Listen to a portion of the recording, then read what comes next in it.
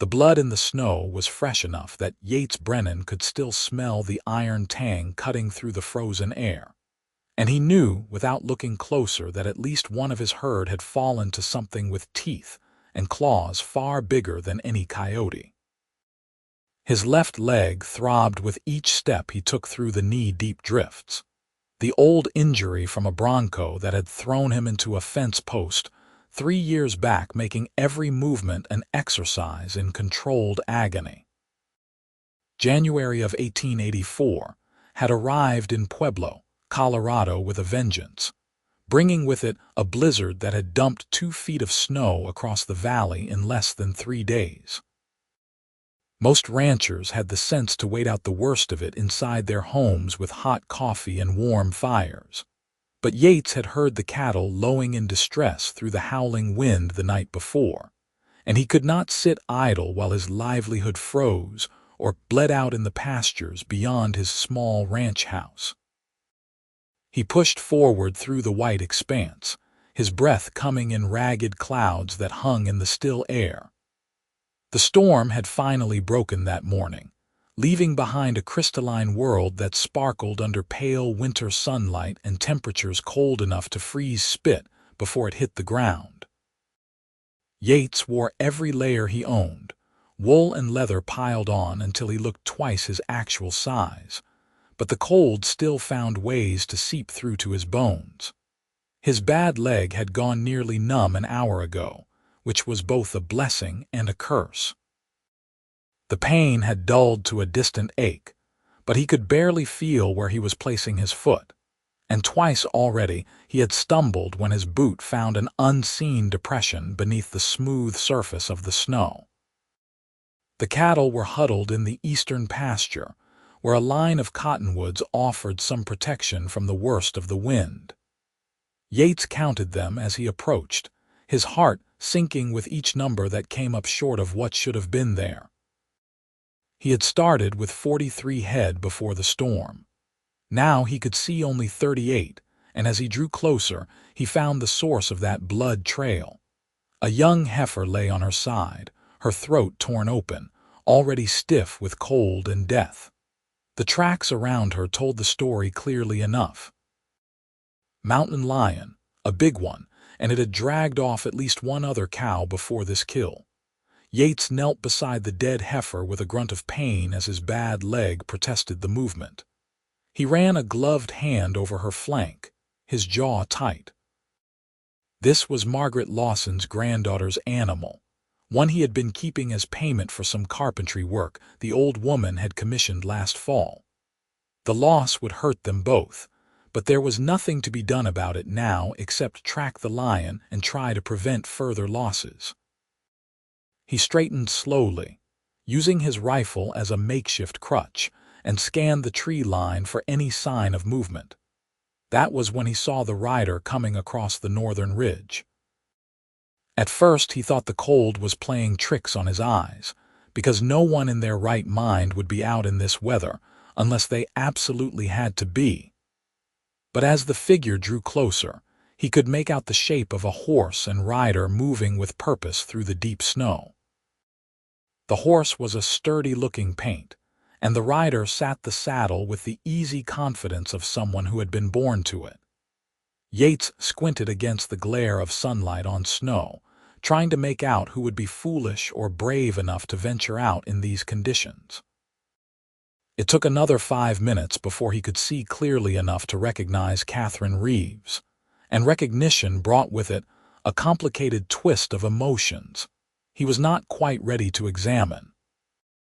Katherine was the daughter of Samuel Reeves, who owned the largest ranch in the valley, a spread that made Yates's modest operation look like a hobby farm by comparison. She was 22 years old, unmarried despite considerable pressure from her father to settle down with one of the wealthy rancher's sons who came sniffing around every social gathering, and she had a reputation for being as stubborn as a mule and twice as ornery when crossed.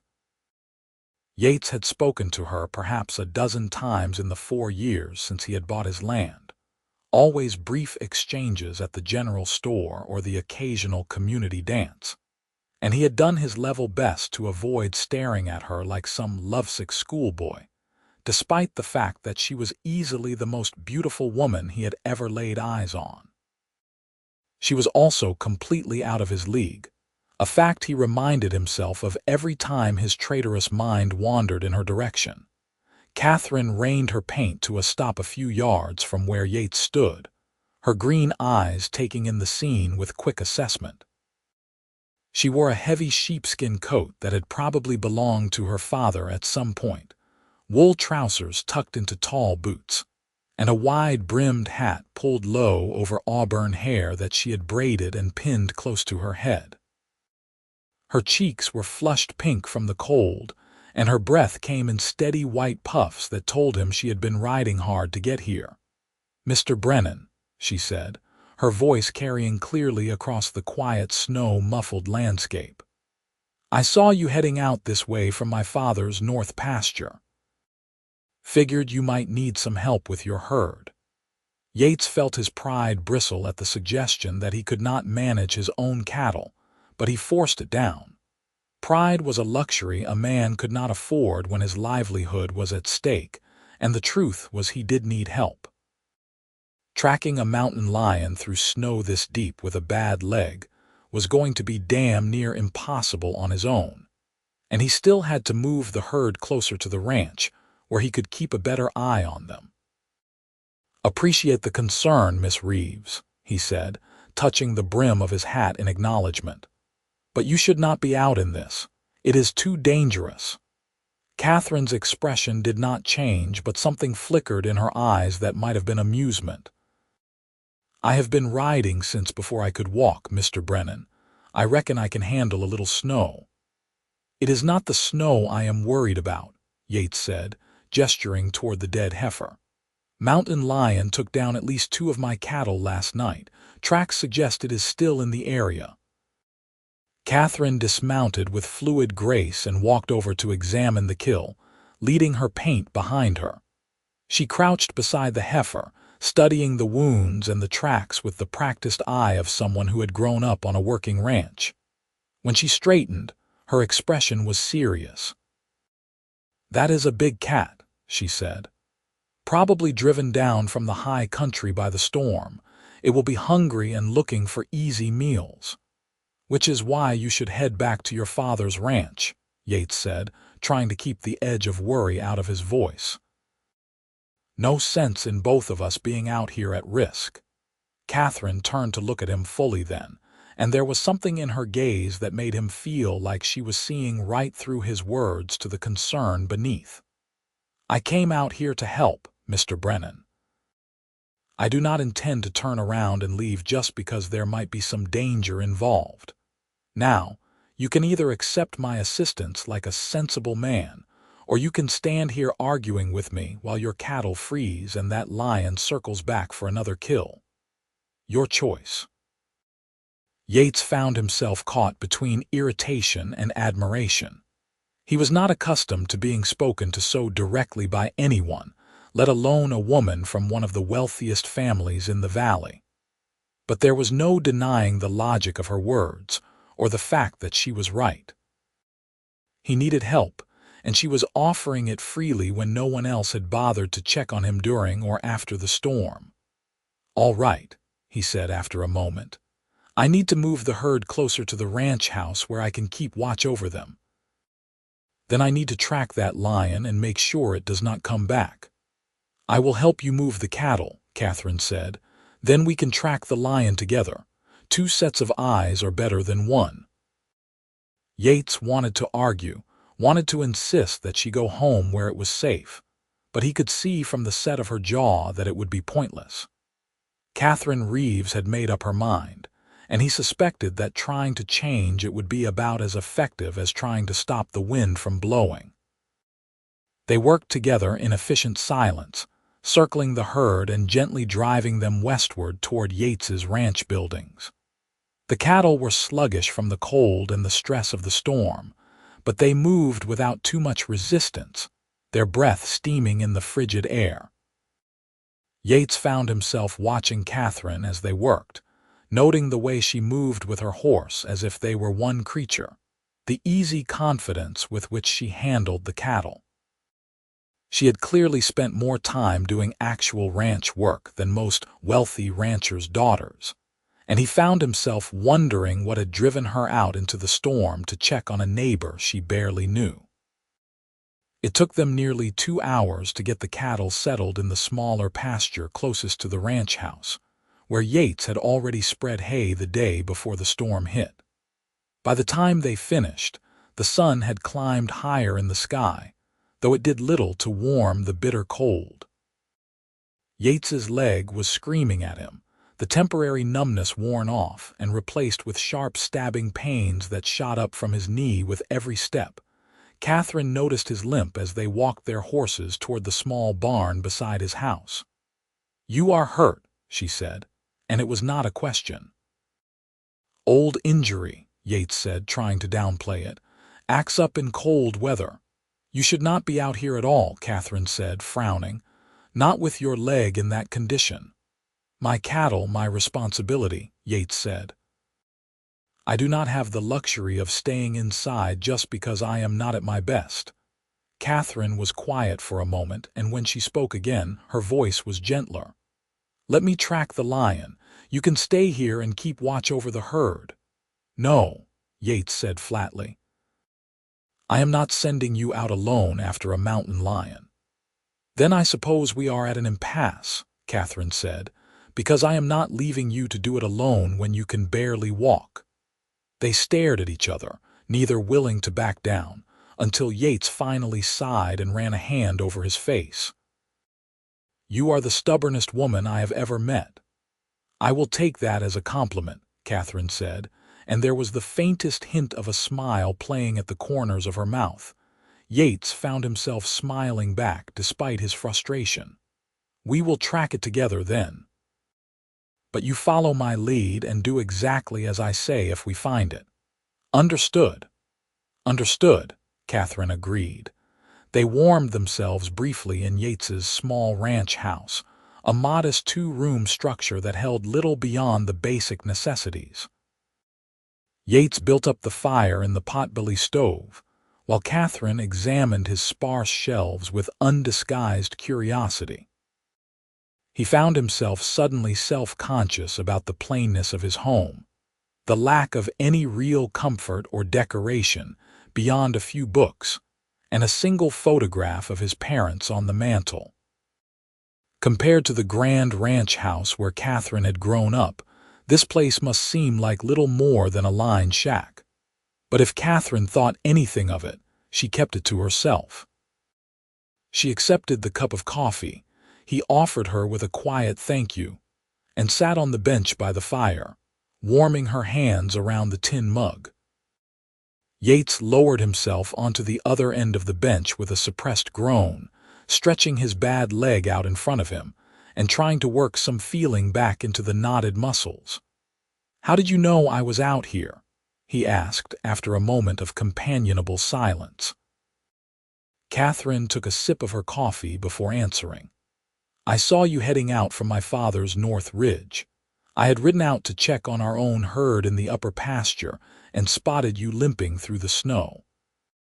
She paused, then added, "I asked at the general store yesterday if anyone was planning to check on the smaller ranchers after the storm. No one seemed to think it was necessary."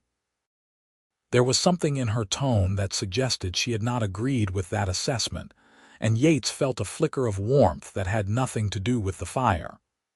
"Most folks figure we small ranchers can take care of ourselves," he said. "They are usually right." "Usually is not always," Katherine said. "And from the look of your leg, you could have been in real trouble out there if something had gone wrong." "I have been in worse situations," Yates said, though even as he said it, he knew it was not entirely true. Being alone and injured in a blizzard with a mountain lion prowling the area was about as bad as situations got. Katherine set her coffee aside and turned to face him more fully. "Why did no one come to help you?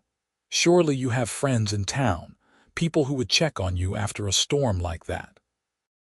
Yates shrugged, uncomfortable with the direction of the conversation. I keep to myself mostly. Most of the other ranchers see me as competition, small as my operation is, and the townspeople have their own concerns. He did not add that his modest means and lack of social standing made him largely invisible to the more prominent families in the valley, or that he preferred it that way most of the time. Katherine's expression softened. That is a lonely way to live. It is the way I am accustomed to, Yates said. I do not need much in the way of company. Everyone needs someone, Katherine said quietly, especially out here. Yates did not know what to say to that, so he finished his coffee in silence and stood up, testing his leg. It was still painful, but the warmth had helped, and he thought he could manage well enough for what needed to be done. We should get moving if we are going to track that lion. We only have a few hours of good light left. Katherine rose without argument and followed him back outside into the bitter cold. They checked their rifles, made sure they had extra ammunition, and mounted up. The lion's tracks were still visible leading away from the kill site, heading northeast toward the rocky foothills, where the terrain became too rough for cattle but perfect for a predator looking for a den. They followed the trail in single file, with Yates in the lead despite his injury. The tracks were easy to follow in the fresh snow, the large paw prints clearly visible even to an untrained eye. The lion had been moving with purpose, probably dragging one of the missing cattle back to a cache or a den. Yates found himself hoping they would find the animal before nightfall, because tracking a mountain lion in the dark was a good way to end up as prey instead of hunter. Katherine rode behind him in silence, alert and watchful. Yates found her presence both comforting and unnerving. He was not accustomed to having anyone depend on him, or to having someone competent enough that he could depend on them in return. Most of his adult life had been spent in solitude, building his small ranch from nothing, nursing his injured leg and his wounded pride after the bronco that had nearly crippled him. He had learned to expect nothing from others and to ask for even less. But Katherine had ridden out in dangerous conditions to help him when no one else would, and that meant something. He was not sure what exactly, but it meant something. They had been following the tracks for almost an hour when Katherine called out softly, "Mr. Brennan, look." Yates turned in his saddle to see her pointing off to their right, where a second set of tracks merged with the lion's trail. These were fresher, probably from this morning, and they showed that the cat had circled back toward the ranch after making its kill. "It is still hunting in the area," Yates said grimly. "Probably planning to take down more cattle tonight." "Then we need to find it now," Katherine said, "before it can cause more damage." They pressed on, following the merged trails deeper into the foothills. The landscape here was rugged and beautiful, all sharp rocks and twisted junipers frosted with snow. Yates's leg protested every step his horse took over the uneven ground, but he gritted his teeth and kept going. Behind him, Katherine rode with her rifle across her saddle, ready to bring it up at a moment's notice. The tracks led them to a narrow canyon where the walls rose steeply on either side, and the snow had drifted deep against the northern face. Yates held up a hand to halt Katherine and dismounted carefully, studying the ground. The tracks went into the canyon but did not come back out, at least not that he could see. "It is in there," he said quietly. "Probably denned up in one of the caves along the canyon wall." Katherine dismounted as well, moving to stand beside him. "How do you want to do this?" Yates considered their options. Going into the canyon on horseback would be foolish. The narrow space would limit their mobility, and if the lion attacked, the horses would panic.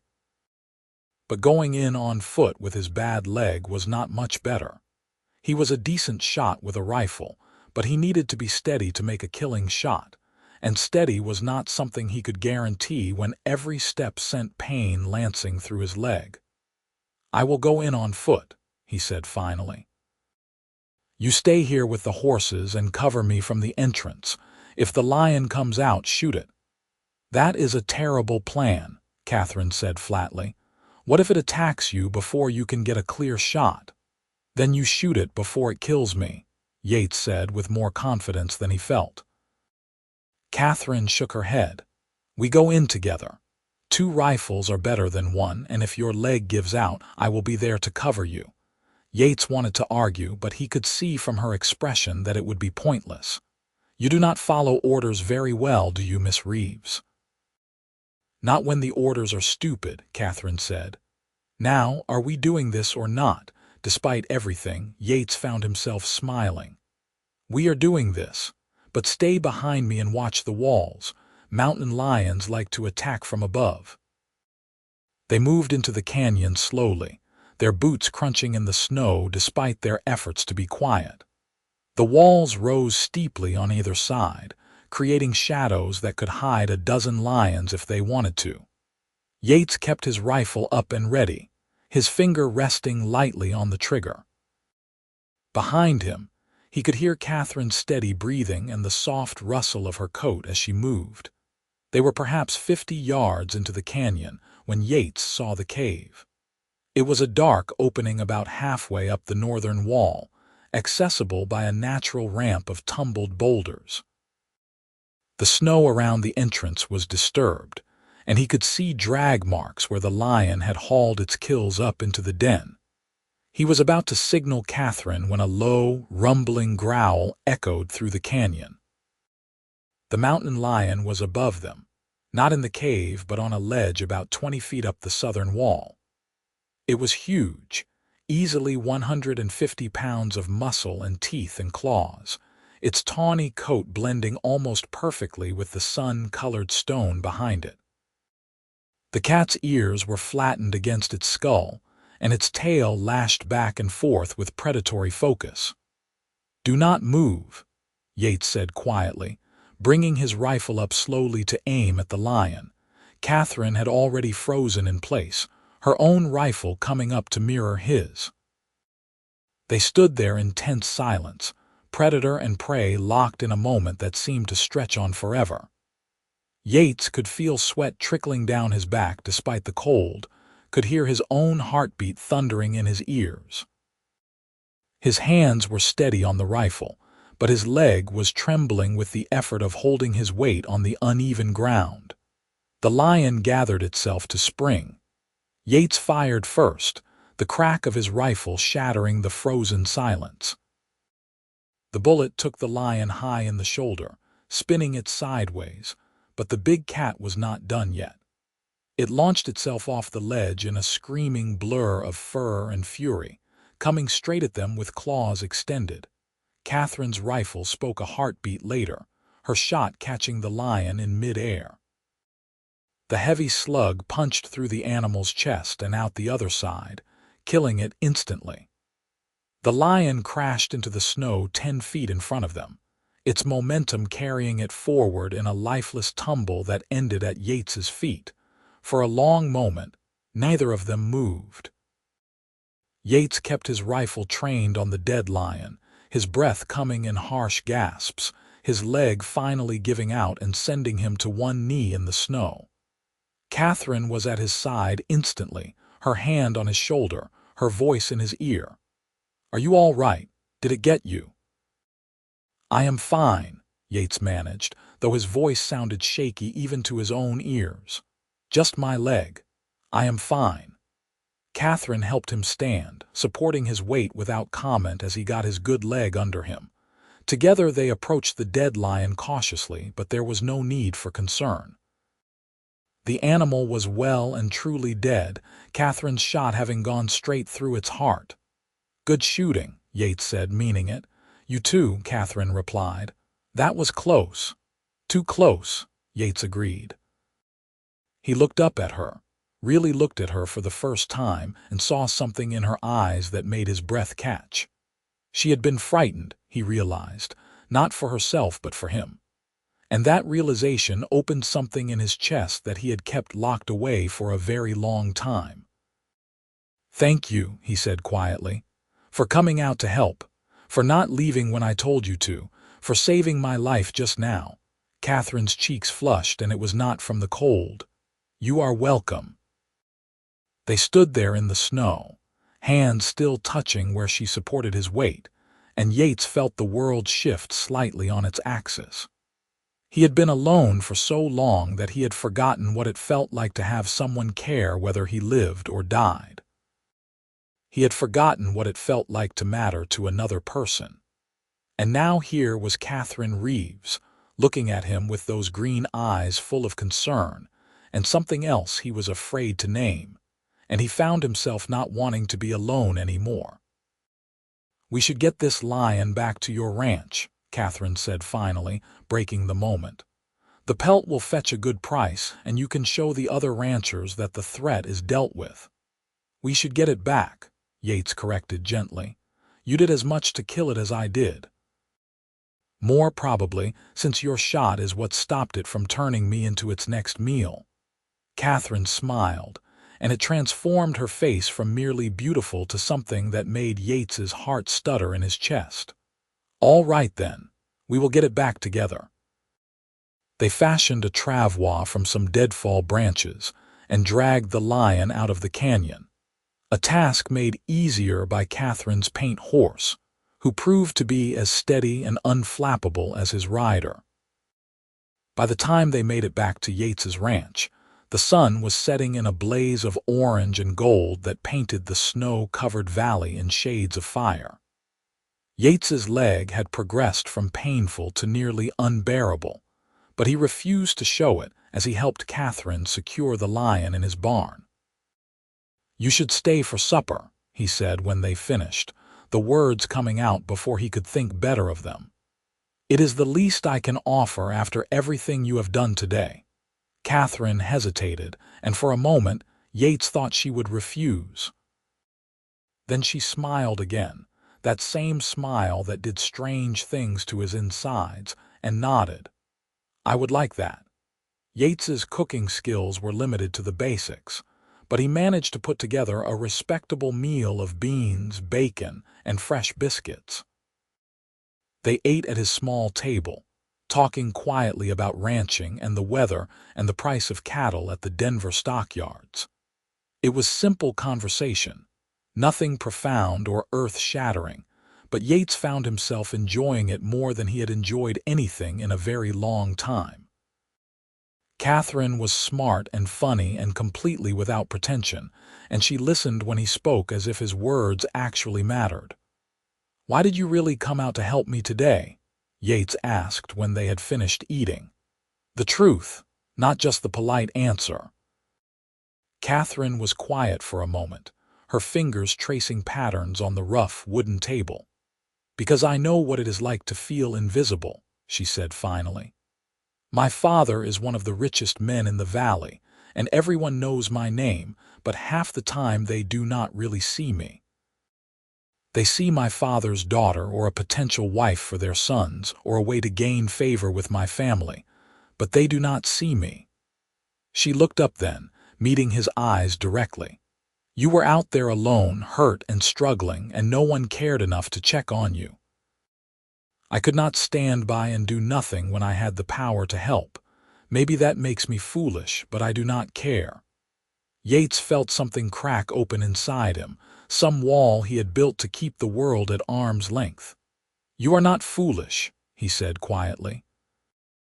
"You are one of the bravest people I have ever met." Katherine's eyes shone in the lamplight, and when she smiled this time, it was soft and genuine and meant just for him. "Thank you." They talked long into the night, sharing stories and dreams and all the small details that make up a life. Yates learned that Katherine loved to read, that she had taught herself to play the guitar, that she had always wanted to see the ocean but had never traveled farther than Denver.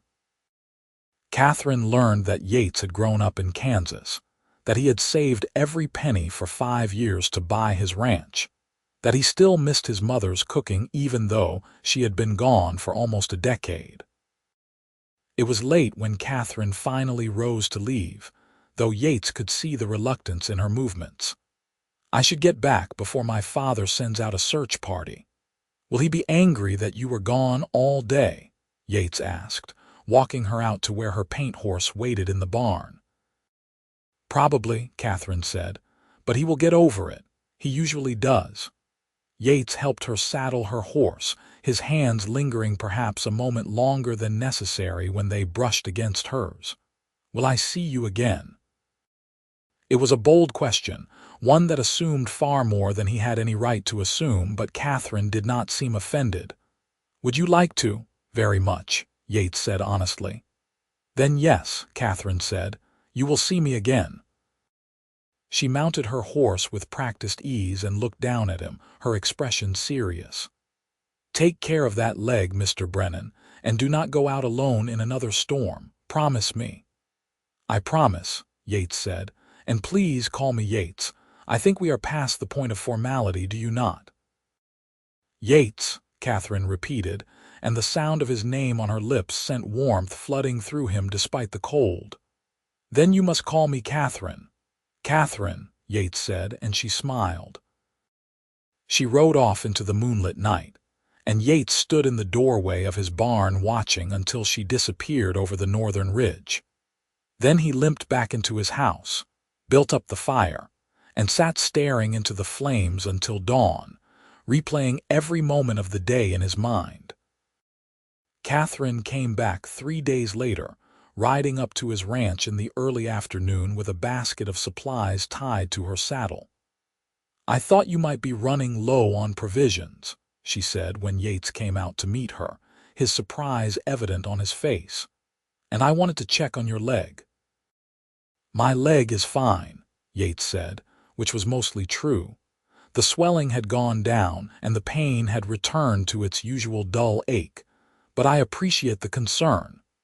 They spent the afternoon together, Katherine helping him repair a section of fence that had been damaged by the weight of the snow. She worked without complaint, her hands sure and steady as she held boards in place while he hammered. And Yates found himself marveling again at how different she was from what he had expected. She was wealthy and educated and beautiful, but she was also practical and hardworking and completely unpretentious. When they finished, Katherine stayed for supper again, and this time Yates was better prepared. He had spent the morning making a pot of stew, and he had even attempted a pie using some dried apples he had been saving. The result was not perfect, but Katherine ate with every appearance of enjoyment, and her laughter when he told her about his struggles with the pie crust was genuine and warm. "I could teach you," she offered. "My mother made the best apple pie in 3 counties, and she taught me all her secrets before she passed." "I would like that," Yates said, and meant it. Katherine came back the next week, and the week after that, and soon her visits became a regular part of Yates's routine. Sometimes she came with baskets of food or supplies, sometimes with books she thought he might enjoy, and sometimes with nothing but her company. They worked together on the ranch, rode out to check the herd, and talked about everything and nothing. Yates found himself looking forward to her visits with an intensity that both thrilled and frightened him, and he could see in Katherine's eyes that she felt the same way. It was on a cold February afternoon, nearly a month after their encounter with the mountain lion, that things finally came to a head. They were sitting on the bench in Yates's house, warming themselves by the fire after a long day of moving cattle, when Katherine suddenly turned to him with an expression of determination that he had come to recognize. "Yates, I need to tell you something," his heart stuttered. "All right. My father has been pressuring me to accept a marriage proposal from Daniel Carrington." She said the name with distaste. "He is the son of a wealthy rancher from Colorado Springs, and my father thinks the match would be good for our family's business interests." Yates felt his chest tighten. Daniel Carrington was everything he was not, wealthy, connected from a prominent family. "What did you tell him?" I told him no, Katherine said firmly. I have told him no 3 times now, but he will not listen. He says I am being foolish, that I am getting too old to be so particular, that I need to think about my future and the security a good marriage would provide. You are 22, Yates said, anger coloring his voice despite his efforts to control it. That is hardly too old for anything. That is what I told him, Katherine said, but he will not hear it. He has invited Daniel to dinner next week, and he expects me to be there with an open mind. Yates did not trust himself to speak. The thought of Katherine married to some wealthy rancher's son, trapped in a loveless marriage for the sake of business connections, made him want to put his fist through the wall. But what right did he have to feel that way? He was a small rancher with barely enough to get by, a man with a bad leg and few prospects. What could he possibly offer someone like Katherine? Yates. Her voice was soft, and when he looked up, she was watching him with those green eyes that saw far too much. I am not going to marry Daniel Carrington. I am not going to marry anyone unless I want to. Your father might not give you a choice, Yates said quietly. My father does not own me, Katherine said, and I am not a piece of property to be bargained away for business advantages. She paused, then added in a voice that was barely above a whisper, I want to choose who I spend my life with, and I have already chosen. Yates's heart stopped. Katherine, I love you, she said, the words rushing out as if she had been holding them back for far too long. I know we have only known each other a short time, and I know I am probably not supposed to be so forward, but I do not care. I love you, Yates Brennan, and I am tired of pretending I do not. For a moment, Yates could not breathe. Then he was moving, pulling Katherine into his arms, holding her as if she were the most precious thing in the world because she was. I love you too, he said against her hair. God help me, I love you too. Katherine pulled back just enough to look up at him, her eyes bright with tears. Then do something about it. Yates kissed her then, pouring everything he felt into that kiss, all the loneliness and longing and desperate hope he had been carrying for so long. Katherine kissed him back with equal fervor, her hands fisting in his shirt, and when they finally broke apart, they were both breathing hard. Marry me, Yates said, the words tumbling out before he could think better of them. I know I do not have much to offer. I know your father will probably disown you, and life with me will be harder than anything you have ever known. But I swear to you, Katherine, I will spend every day of my life making sure you never regret choosing me. Katherine laughed, and it was the most beautiful sound Yates had ever heard. Yes, yes, I will marry you. They kissed again, longer this time, and when they finally pulled apart, Katherine was smiling through her tears. My father is going to lose his mind. I do not care, Yates said. Let him, you are worth fighting for, Katherine Reeves. So are you, Yates Brennan, Katherine said softly. So are you. They made their plans carefully over the next few days. Katherine would tell her father about their engagement, and Yates would go with her to formally ask for her hand, even though they both knew the answer would likely be no. If Samuel Reeves refused to give his blessing, they would marry anyway. Katherine was of age and free to make her own choices, even if those choices came with consequences. The confrontation with Samuel Reeves happened on a cold Sunday afternoon in late February. Yates rode to the Reeves ranch with Katherine at his side, his stomach churning with nerves but his resolve unwavering. The Reeves ranch house was every bit as grand as he had imagined. A 2-story structure built of stone and timber with glass windows, and a wide porch that wrapped around 3 sides.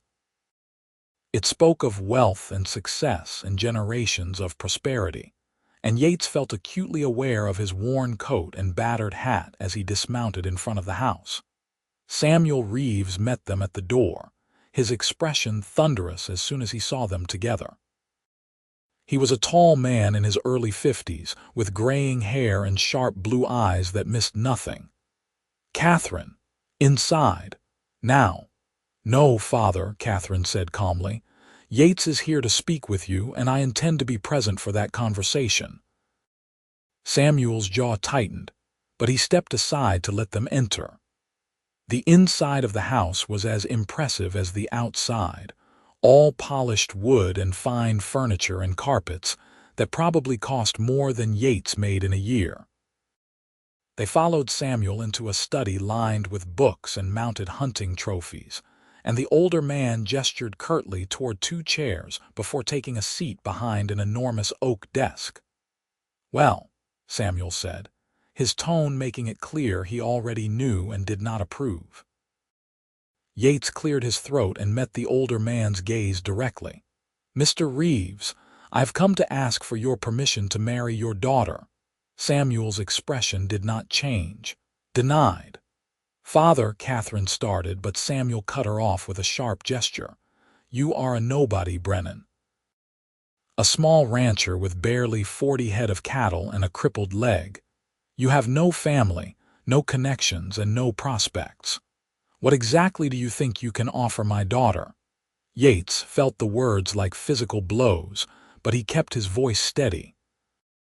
"I can offer her my complete devotion, my loyalty, and a life built on honesty and hard work.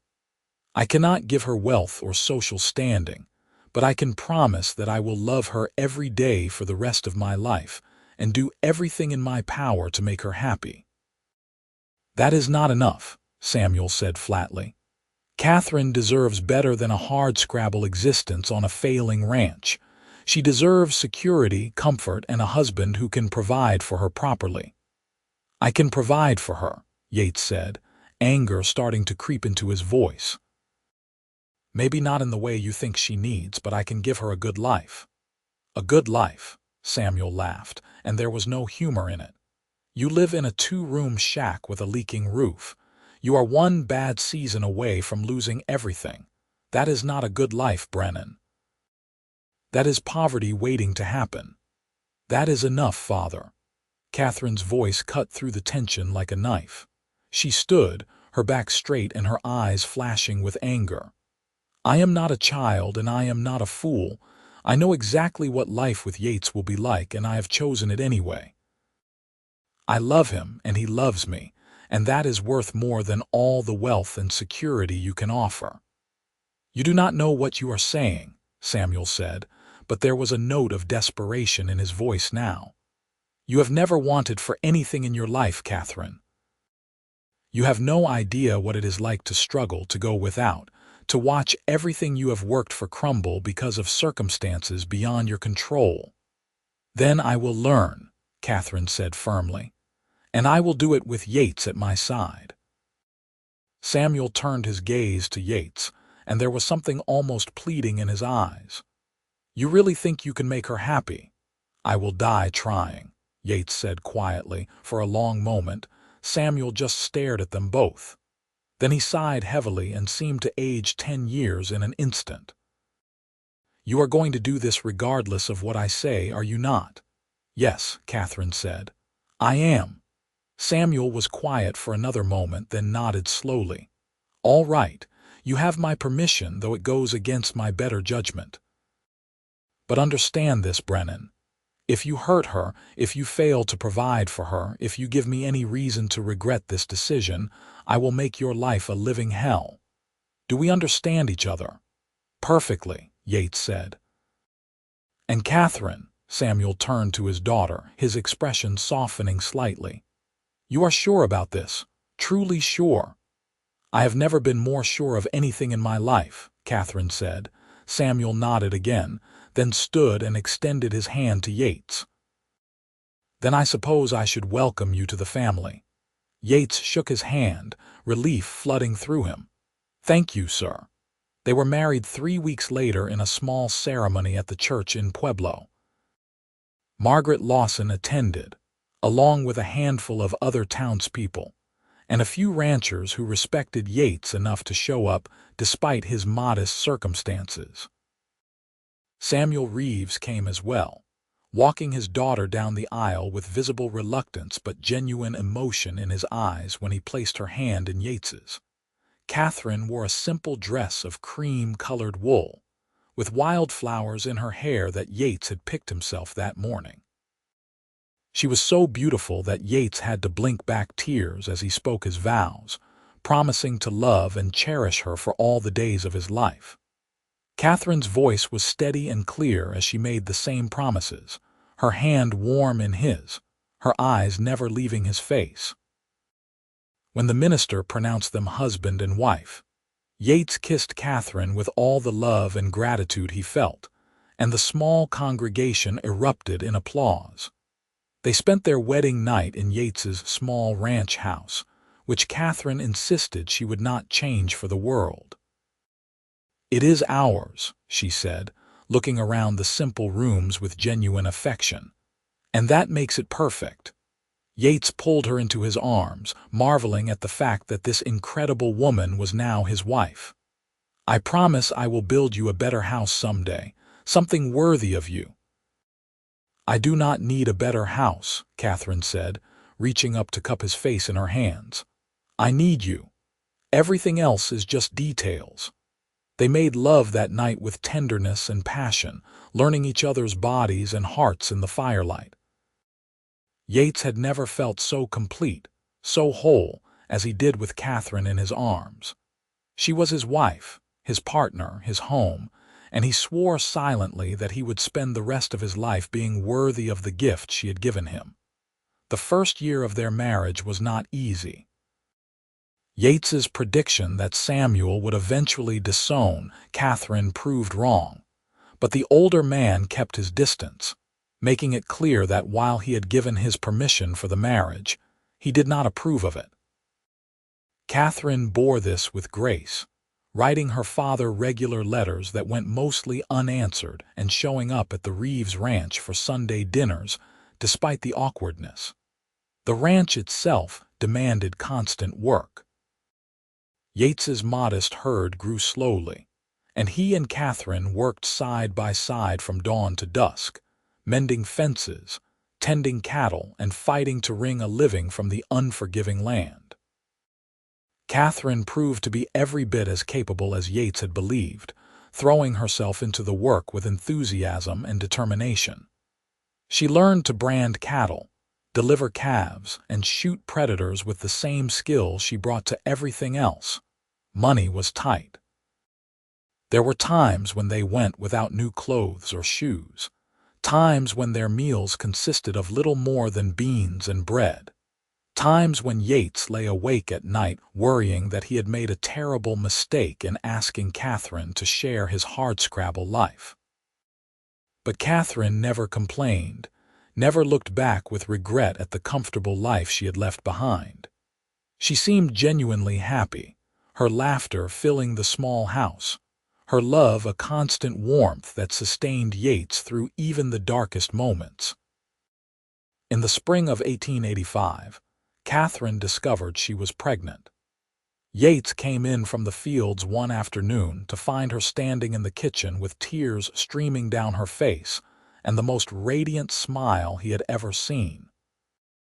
"We are going to have a baby," she said, and Yates felt his world tilt on its axis all over again. He swept her up in his arms, spinning her around despite the protest from his bad leg, and kissed her until they were both breathless. "A baby," he repeated, wonder and terror warring in his voice. "We are going to be parents. Are you happy?" Katherine asked, suddenly uncertain. "Happy." Yates set her down carefully, cupping her face in his hands. "Katherine, I am terrified and thrilled and so grateful I can barely breathe. Yes, I am happy. I am the happiest man alive." The pregnancy was difficult. Katherine suffered from constant nausea in the early months, and as she grew larger, the physical demands of ranch life became increasingly challenging. Yates tried to take on more of the work himself, but his bad leg made some tasks impossible, and they were forced to hire a young man from town to help with the heaviest labor. The expense ate into their meager savings, But Yates would not allow Katherine to overwork herself, no matter how much she protested. Samuel Reeves showed up unexpectedly one afternoon in late summer, his expression grim. Yates was in the barn repairing a saddle when the older man dismounted and strode inside without preamble. "We need to talk," Samuel said. Yates set aside his tools and stood, bracing himself for whatever was coming. "All right. Katherine wrote to me about the baby," Samuel said. "She said you have been struggling to manage the ranch on your own." Yates felt his pride bristle, but he forced it down. "We are managing fine." "Do not lie to me, Brennan," Samuel said. "I can see from the state of your fences and the condition of your herd that you are barely hanging on. And with a baby coming, things are only going to get harder." "What do you want me to say?" Yates asked, anger creeping into his voice. "That you were right. That I cannot provide for your daughter the way you thought she deserved, fine. You were right. But I am doing everything I can, and I will keep doing it until I drop dead, because I love her and that baby more than my own life." Samuel was quiet for a long moment. Then, surprisingly, he smiled. "That is exactly what I needed to hear." Yates blinked. "What?" "I have been waiting to see if you would give up," Samuel said. "If you would decide that marriage to my daughter was too hard, too much work, and walk away. A lot of men would have by now. But you have not. You are still here, still fighting, still loving her despite everything. And that tells me I might have misjudged you." He reached into his coat and pulled out a folded piece of paper, holding it out to Yates. "This is a deed to 200 acres adjoining your property to the east. It is yours, free and clear, along with 50 head of my cattle to expand your herd." Yates stared at the paper as if it were a snake. "I do not want your charity." "It is not charity," Samuel said firmly. "It is a wedding gift, albeit one that is long overdue. You are family now, Brennan, whether I like it or not, and I take care of my family." Yates felt his throat tighten. "I do not know what to say." "Say you will take it," Samuel said. "Say you will use it to build a life for my daughter and grandchild. Say you will stop being so damned proud and accept help when it is offered." Yates took the deed with shaking hands. "Thank you. You have no idea what this means." "I have some idea," Samuel said. "I was young once too, trying to build something from nothing. I remember what it was like." He paused, then added, "Katherine loves you, Brennan. I did not understand it at first, but I see it now. She is happier with you in your 2-room shack than she ever was in my grand house. That matters more than I thought it would." "She is the best thing that ever happened to me," Yates said quietly. "Then do not take her for granted," Samuel said. "And do not let your pride get in the way of being the husband and father she deserves." They shook hands, and when Samuel left, Yates stood in the barn holding the deed and feeling as if the weight of the world had lifted from his shoulders. He went immediately to find Katherine, who was resting in the house, and showed her what her father had done. Katherine cried, and Yates held her, and they made plans for the future that suddenly seemed brighter than it had in months. Their son was born on a cold December night in 1885, arriving 3 weeks early and in a hurry. The midwife barely made it in time, and Yates spent the entire labor pacing the floor of his small house, listening to Katherine's cries and feeling utterly helpless. When he finally heard the baby's first wail, he sank to his knees in relief. The midwife brought the baby out a few minutes later, a squalling, red-faced bundle wrapped in blankets. "You have a son, Mr. Brennan, and he has got a good set of lungs on him." Yates took his son with trembling hands, staring down at the tiny face with awe. The baby had Katherine's nose and chin, and when he opened his eyes, they were the same green as his mother's.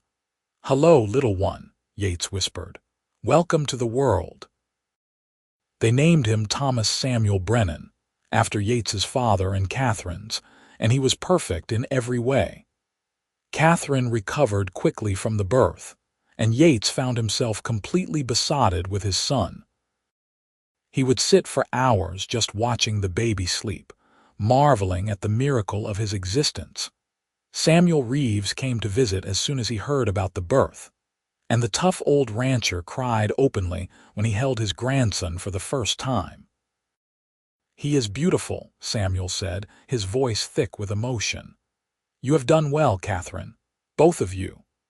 The winter of 1885 passed into spring, and life on the ranch settled into a new rhythm. Yates and Katherine worked the expanded property, building their herd and slowly but surely carving out a successful operation. Thomas grew from a fussy newborn into a cheerful baby who smiled at everything and everyone, and the small house rang with his laughter. In the summer of 1886, Yates used some of their profits to hire a crew and build an addition onto the house. It was not grand by any means, but it gave them a second bedroom for Thomas and a larger kitchen where Katherine could work without feeling cramped. He also repaired the roof, fixed the sagging porch, and built a new barn that was twice the size of the old one. Katherine was pregnant again by the fall, and this time the pregnancy was easier. She glowed with health and happiness, and when their daughter arrived in the spring of 1887, it felt like their family was complete. They named her Sarah Margaret, after Yates's mother and the old woman who had befriended him when he first came to Pueblo, and she had her father's dark hair and her mother's green eyes. Samuel Reeves became a regular fixture in their lives, coming by at least once a week to visit his grandchildren and help with whatever work needed doing. The awkwardness between him and Yates gradually gave way to genuine respect and even friendship. Samuel taught Thomas to ride when the boy was barely 3 years old, and he spoiled both children shamelessly with toys and sweets. "I was wrong about you," Samuel told Yates one afternoon as they worked together to string new fence wire. "I thought you were just some drifter looking for an easy way to better your situation, but you have proven me wrong in every way that matters." "I appreciate that," Yates said, "and I appreciate everything you have done for us." "You would have made it without me," Samuel said. "It would have taken longer and been harder, but you would have made it. You are too stubborn to fail." Yates laughed. "I learned that from your daughter." "That you did," Samuel agreed, and they worked on in companionable silence. The years passed quickly, marked by the changing seasons and the steady growth of both their family and their ranch. Thomas grew into a bright, adventurous boy who loved the cattle and the wide open spaces. Sarah was quieter, more thoughtful, with a talent for music that reminded Yates of Katherine. A third child arrived in 1889, another boy they named Henry David, who proved to be as tough and resilient as the land they worked. Yates's bad leg never fully healed, but he learned to manage it, and with Katherine always at his side, he found that he could do far more than he had ever thought possible. They built their ranch into one of the most successful operations in the valley, not through wealth or connections, but through sheer determination and hard work. Katherine never regretted her choice. Oh, there were hard times, certainly. Times when money was tight, and the work was backbreaking, and they fell into bed too exhausted to do anything but sleep. But there were also moments of perfect joy.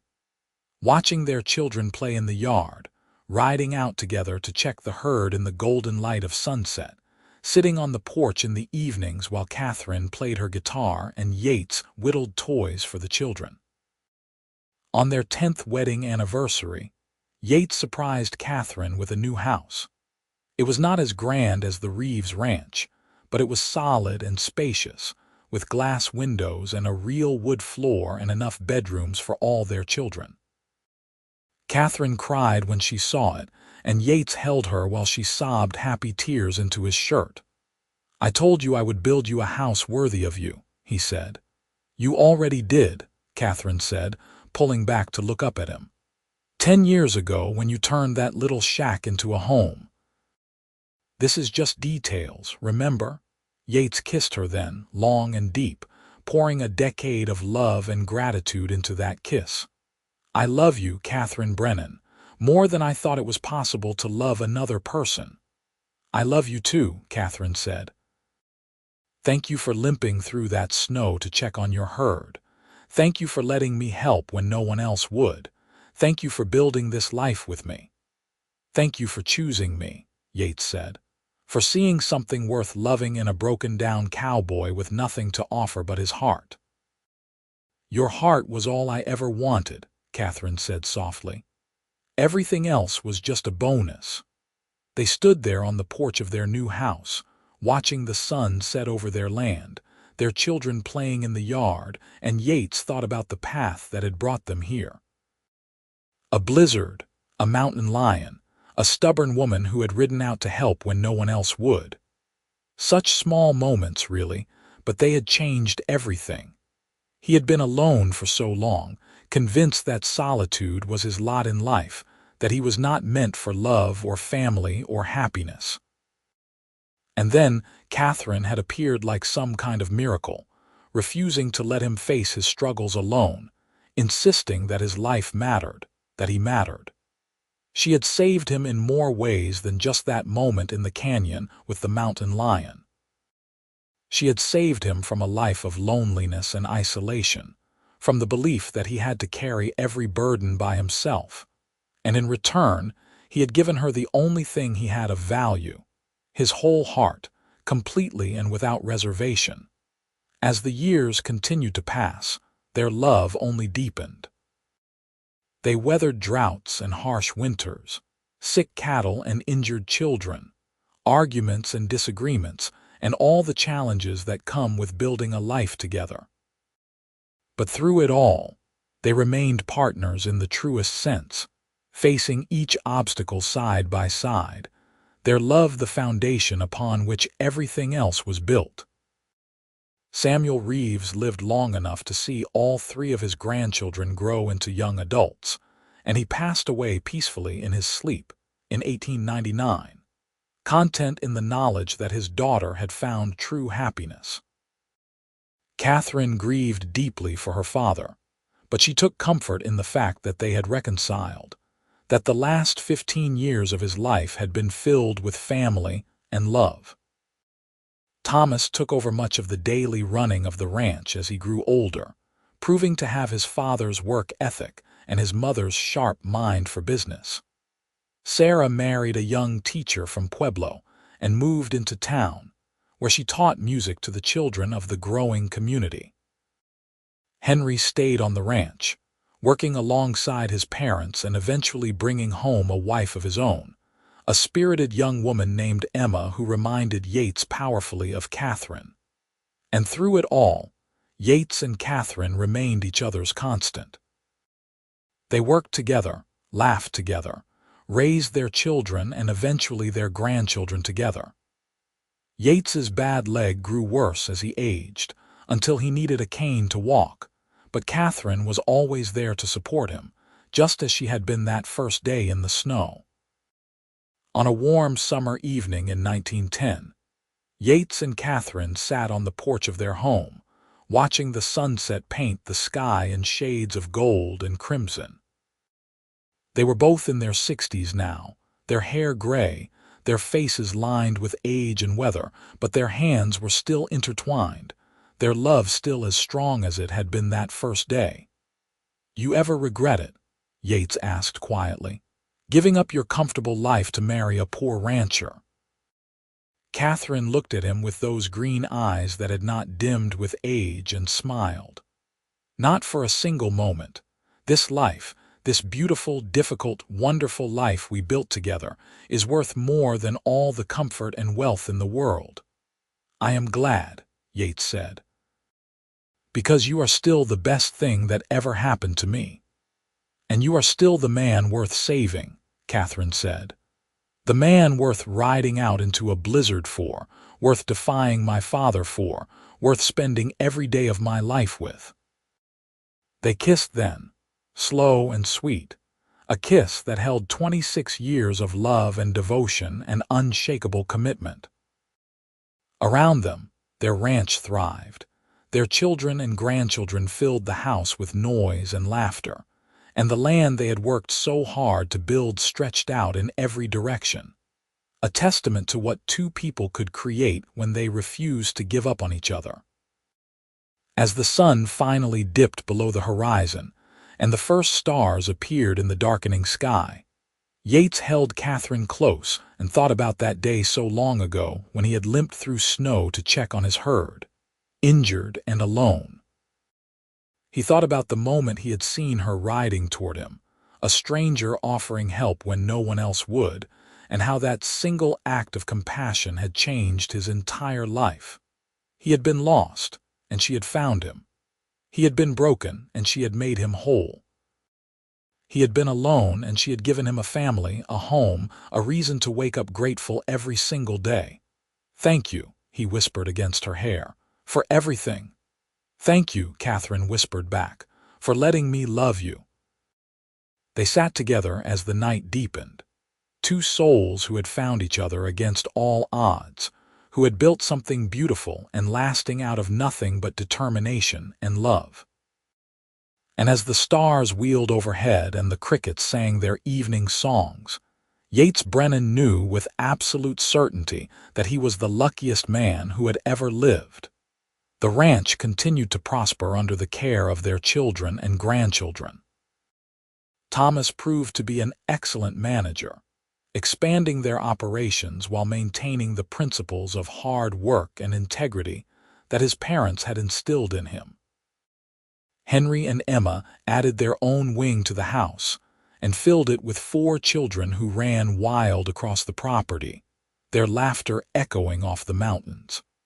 Sarah came to visit often, bringing her husband and their 2 children, and the house was never quiet during those visits.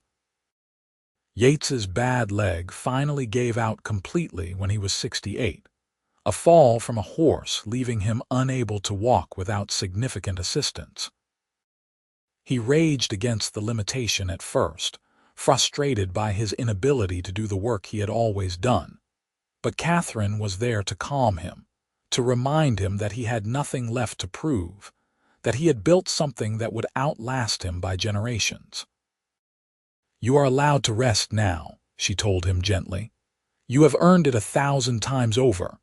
So Yates learned to rest, though he never stopped working entirely. He kept the books for the ranch, managed the business side of operations, and spent long hours teaching his grandchildren about cattle and land management, and the importance of treating every person with dignity and respect, regardless of their station in life.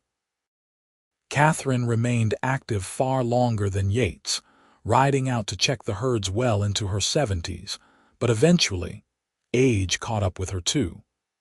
Her joints grew stiff with arthritis, and her once steady hands developed a tremor that made fine work difficult.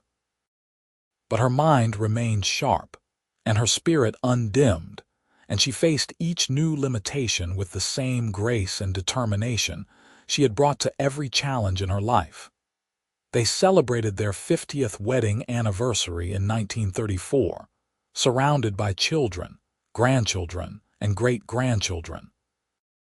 The party filled the house and spilled out into the yard, and Yates sat in his chair on the porch with Katherine beside him, marveling at the family they had created. There were more than 40 people present, all of them connected by blood or marriage to the 2 people who had started it all with nothing but love and determination. Thomas stood to give a toast, his own hair now gray, his face weathered by decades of outdoor work. "To my parents," he said, raising his glass, "who taught us that the measure of a life is not in wealth or status, but in the love we give and the lives we touch. Who showed us that true partnership means facing every challenge together, and that there is no obstacle too great when you refuse to give up on each other. We are all here because of the choices they made, the sacrifices they endured, and the love they built." To Yates and Katherine Brennan, the finest people I have ever known." The crowd erupted in cheers and applause, and Yates felt tears streaming down his weathered face. Katherine was crying too, her hand tight in his, and when he looked at her, he saw the same young woman who had ridden out into a blizzard to help a stranger, who had defied her father and given up everything to build a life with a poor rancher with nothing to offer but his heart. "I would do it all again," Katherine said softly, "just for him. Every hard day, every struggle, every moment, I would choose you again and again and again." "And I would choose you," Yates said, "forever and always." They lived 5 more years together, 5 years of quiet contentment and surrounded love. They sat on their porch every evening, watching the sun set over the land they had worked so hard to build, their hands always intertwined, their love a constant that never wavered. Katherine passed first, on a cool autumn morning in 1939, slipping away peacefully in her sleep with Yates holding her hand.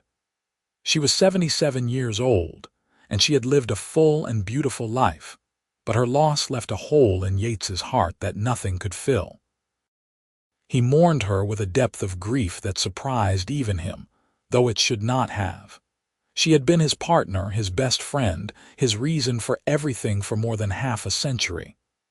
Without her, the world seemed dimmed, colorless, empty. But he carried on, because that was what Katherine would have wanted.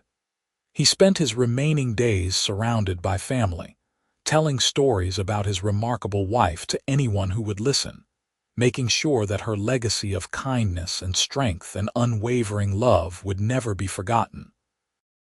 Yates Brennan passed away on a snowy January morning in 1941, 57 years almost to the day after he had first limped through snow to check on his herd and seen Katherine riding toward him. He was 81 years old, and he died peacefully in his sleep, a faint smile on his weathered face, his last thoughts of the woman who had saved him in every way that mattered. They buried him beside Katherine on a hill overlooking the ranch, where they could watch over the land and the family they had built together. The headstone was simple, just their names and dates and a single line that Thomas had chosen, "Together forever." The ranch continued to thrive for generations, passed down through the family with care and reverence. Every child who grew up there learned the story of Yates and Katherine, the poor rancher and the wealthy rancher's daughter who had defied expectations and built something beautiful through sheer determination and love. It became a family legend, a reminder that true love was not about wealth or status or easy paths, but about choosing each other every single day, through every challenge until the very end. And on snowy winter mornings, when the wind howled across the valley and the cattle huddled in the shelter of the cottonwoods, sometimes the ranch hands would swear they could see 2 figures riding across the pastures, a man and a woman moving together with the ease of a lifetime spent side by side, forever checking on their herd, forever helping each other, forever bound by a love that not even death could diminish. Their story lived on, passed down through the generations as a testament to what 2 people could build when they refused to give up on each other, when they chose love over comfort, partnership over pride, and each other over everything else.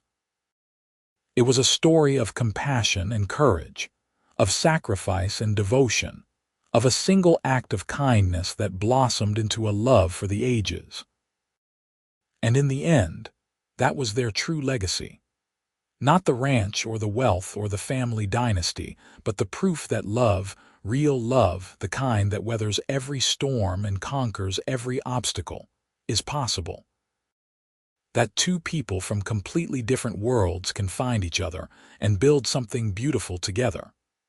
That sometimes, all it takes is one person willing to ride out into the storm to help when no one else would, and another person brave enough to accept that help and open their heart. Yates had limped through snow to check on his herd, broken and alone, expecting nothing but the hard work of survival. Katherine had ridden out to help when no one else would, driven by compassion and a belief that every life mattered, that no one should have to face their struggles alone. And from that chance meeting, from that single moment of connection in a frozen landscape, had grown a love story that spanned decades, that created a family, that changed the world for everyone they touched. It was, in the end, exactly the kind of love story that the Wild West was made for. Hard-won, deeply felt, and absolutely unbreakable. A story of two people who found each other in the most unlikely of circumstances and chose to build a life together despite every obstacle in their path. A story that proved that true love was not about grand gestures or perfect circumstances, but about showing up day after day, year after year, choosing each other through every high and every low until the very end. And it was a story that would be told for generations to come, inspiring countless others to be brave enough to help when no one else would, to be open enough to accept help when it was offered, and to believe that, sometimes, the most unlikely meetings can lead to the most extraordinary love. The end